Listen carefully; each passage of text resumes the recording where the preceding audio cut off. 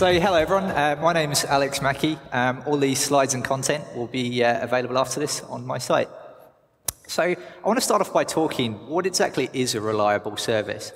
Well, it turns out it's quite easy to define what isn't a reliable service, but maybe it gets a little bit trickier when we think about what exactly is reliability. So I quite like this definition, and this is one that I've hacked from Wikipedia to something that I preferred. And I like this definition because it's context dependent. It's really dependent on your application's purpose, what exactly reliability means to that. But I quite like it. A system's ability to perform its required functionality under stated conditions for a specified period of time. Because pretty much any system will break eventually if you put it under enough strain. So in getting a bit more specific about Ajax, and by Ajax, I'm going to focus on sort of XHR requests. Arguably, you could use all sorts of iframes. Maybe you could even extend the expression to WebSockets. We're going to focus on XHR because I still believe there's quite a lot of use of this going on. So I believe it will be a service that's going to work pretty much every time. It's not something we need to worry about too much. It doesn't get stuck. It doesn't get our users trapped in an application. There's quite a lot of applications, when they go wrong, you can sort of get stuck in this sort of wall and you need to restart again in order to go and do anything. I guess ideally, it would also tell our users what went wrong. We're not always going to be able to resolve any issues that occur, but at least we might be able to give people a chance. And I guess we also need to be handling whatever our specific performance requirements are for our application. In an ideal world, we'd also be logging errors so we can go and improve our reliability. So we'll take a fairly typical web application architecture there, a web server, a database server, internet in the middle. And it turns out there's actually quite a lot of opportunity for failure within this. So fail everywhere. And if we look at all the places that things could potentially fail, we could get some bad input from the user. Maybe it's actually a malicious user that's going to go and manipulate the request to our service. There's a lot of different places here. Connectivity and timeout issues, particularly with mobile applications. Maybe the client's aborted the request. Maybe they've closed the browser. They've hit a link to go and travel off somewhere else. Encoding and decoding issues. XHR version 2 allows us to send binary data, and maybe we could get this type of thing. And I guess also server-side errors where there's violation of some condition, and it normally means you've screwed up in some sort of way.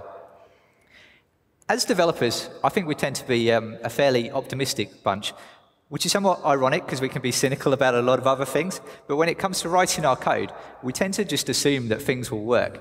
Particularly with Ajax requests, there's this sort of idea that you make that Ajax request, it's always going to go and work every time. And it's kind of like saying everything's awesome when it's really not. I think there's four main types of issues we've got to address. So we've got to look at client-side errors. These are sort of syntax errors, maybe errors you haven't coded properly, you haven't coded for, checking for nulls or processing some kind of input. Errors in server-side code. Errors after processing. So this is where we're sending a request back. Maybe our request has violated some sort of business rule.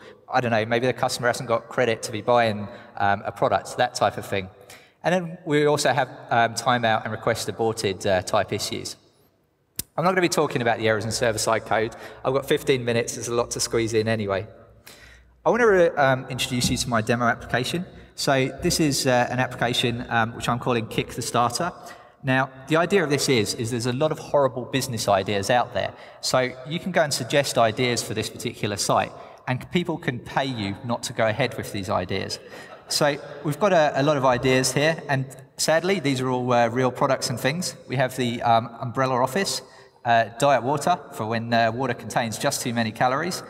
And then we've got the privacy scarf here, which is not too conspicuous at all. The walk-in sleeping bag, which actually would have been kind of nice yesterday when it was quite cold. And my personal favourite, the DVD rewinder, which boasts of being the fastest DVD rewinder available. These are all terrible ideas. I've got a couple of buttons here, which I'm just going to use to demonstrate some of these simple concepts. I'm going to go and hit this Create Errors button here. And what this is doing is firing off a function every half a second, which is throwing an exception. And it's making a request to an invalid URL. And I wanted you to tell me, can you see anything going on this page? No, there is absolutely nothing. Ladies and gentlemen, this is exactly what your users see when things are going wrong with your application. If we go and bring up the DevTools there, we can see this whole pile of errors there. That number there, I'm just implementing the tick count so I can demonstrate it. And this happens in a lot of applications that really, the users are unaware that anything's happening at all. And it normally manifests itself in that the user's going to be looking at the application, they're going to be clicking a button, and they're going, hey, what's going on here? Nothing's actually working. There's a couple of approaches to this, but they do have some issues. I'm going to go into here, and a very simple way of dealing with it is potentially let's not do that. We could potentially just go and handle the on-error event there. Let's go and refresh the page. I'm going to throw an error, and then we get some kind of message. It's one way of handling it. I'm not sure it's necessarily the right way, and it's going to be very annoying potentially if you've got a message box. But the point I'm trying to get across is maybe you do need some kind of visual indicator in your application if things have stopped functioning or you're not getting the latest information or feed. And pretty much every website ignores this. It has some issues because potentially, if we go back to another presenter's talk, once you start thinking about third-party scripts and integrations, you might not always have control over some of these things. But what I do think is important is that if you do get these errors, that you know that they're happening. And we'll talk in a little bit about potentially logging some of these. When I was looking at this, I came across a script called stacktrace.js. And it's kind of interesting in that it attempts to actually build the stack from when the exception occurs. And it's actually quite interesting from a language perspective how it goes and walks the callee stack in order to do this. I couldn't get this to work properly. So what it actually did is it logged the stack of itself, which really wasn't too useful. But I'm not completely convinced it's not something that I just haven't screwed up. But where it is interesting is that we can instrument bits of code here. So I've got two functions here. One calls another. And I go and tell stacktrace that I'm interested whenever function 2 is called. I'm going to go and refresh the browser there, and let's go and bring up the DevTools again. And I don't know how well you can make that out, but it's actually just gone and logged to the console, the callee there, and I can go and click on these to be taken into the location in my script. So potentially if you're having some issues, I thought it was kind of an interesting thing you might want to look at. So my first piece of advice is keep your users informed, keep them up to date about what's happening in the application. They're kind of blind to what's going on. There is a number of different ways of handling errors globally. Depending on what sort of framework you're using, we obviously have the window on error, the sort of jQuery wrapper for it. AngularJS has an exception handler. And I think we need to look at logging some of these using a third-party service. By logging it, we can improve our application's reliability. We can understand where these errors are. Otherwise, we're sort of working a bit blind with this type of thing. Let's move on. So we've got the client-side errors, but we've also got those errors where we're sending information off to the server, and we need some way of saying, hey, not everything's working too well here. I put this out on Twitter, and I said, how are you expressing this? If someone calls a service and something's gone wrong, what are people doing?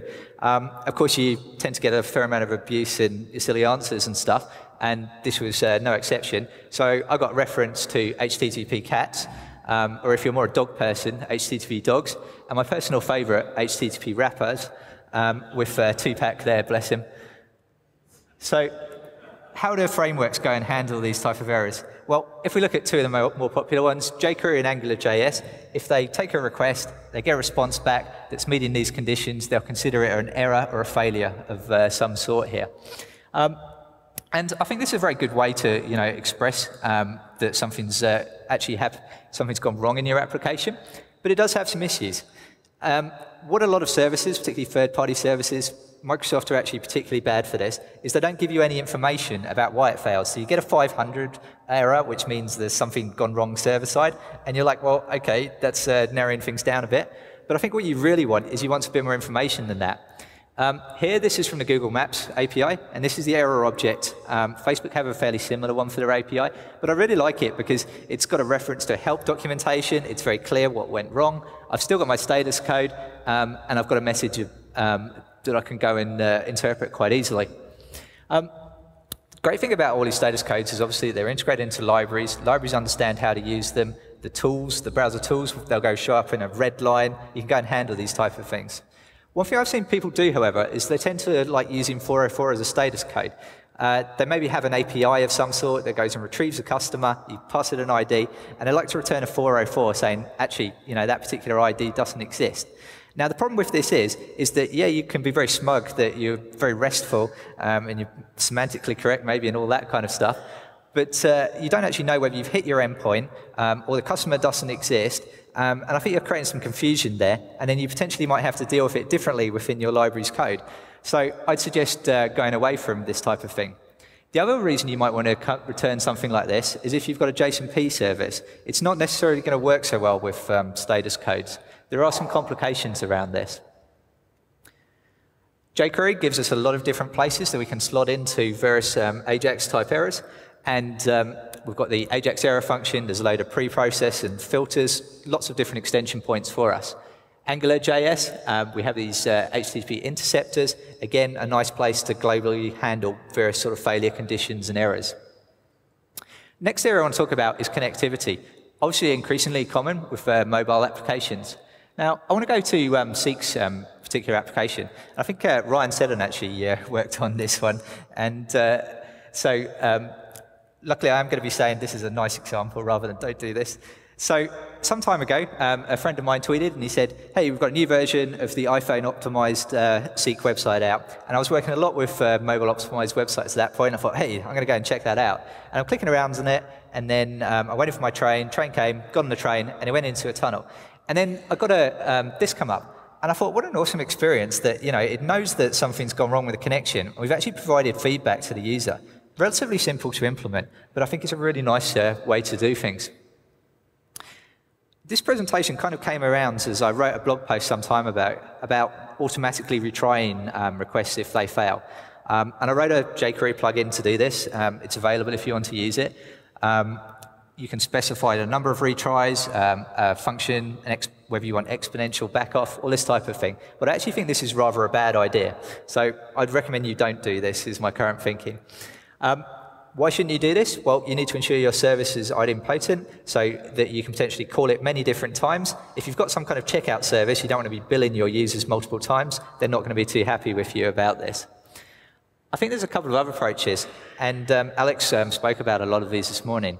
And potentially we could look at having some kind of local storage or something. So if our server gets overrun by kittens and is no longer accessible, then we can refer back to our local storage. Maybe it's local storage, session storage, index database, cookies. There's all sorts of things it could be.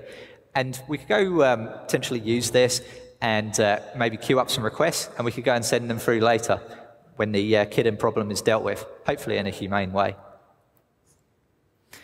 Just a couple of solutions. I should add Hoodie up there really as well. I haven't used PouchDB, but I have used Firebase, and it's awesome. It's very easy to implement these kind of sort of offline syncing mechanisms. I had a realization as I was doing this presentation. Initially, I'd envisaged quite a sort of technical thing, focusing on promises, exception handling, that kind of thing. And what I realized was that handling errors really is not just a technical concern. I don't know about your teams, but with our teams and teams that I've worked in over the years, error handling tends to be something that's dealt with last of all in an application. It's kind of something that, oh yeah, maybe we ought to put in some sort of error handling, or we'll pop up a box or something if something happens, if some error condition occurs. Involve your UI team and designers from the start. You can come up with potentially better paths that don't get your users stuck. Ways to handle this, ways to indicate the current status of a request, whether it's buttons grayed out, flashing, status bars, I don't know. You can come up with much better things. But do engage them and have a think about this right from the start of your application. Failure will happen. It's not a question of, oh yeah, it's all going to be right. It won't. It will happen at some point. So then I spoke to some of our UX and design team, and they said, well, hang on. There's actually a valid approach that the majority of Ajax requests, you know, they are fine. And I'm going to call this the pink hippo, everything's good approach. And for most things, and a lot of things, this actually works pretty well in that you can present a very good experience to your users by immediately assuming the request is successful, updating the DOM, performing some kind of changes in the page, making everything updated. And I think that's perfectly valid for some applications. So look at the context again. You know, it's dependent on your application. But if you've got some medical system that's dispensing drugs or something, you probably want to be sure that, you know, things are happening before, you know, you go and say everything's all good. A final thought before I conclude. As you try and increase the reliability of your applications, the complexity and the maintenance is going to increase as well. It's going to become much harder. You have to try and deal with every different scenario and situation. It's going to be a lot of difficulty potentially there as well. So in summary, don't be the metro trains of the web world. And what do I mean by this? I mean, handle unforeseen events. Inform and update your users. And log errors so that you can improve the reliability of your application. Thank you very much.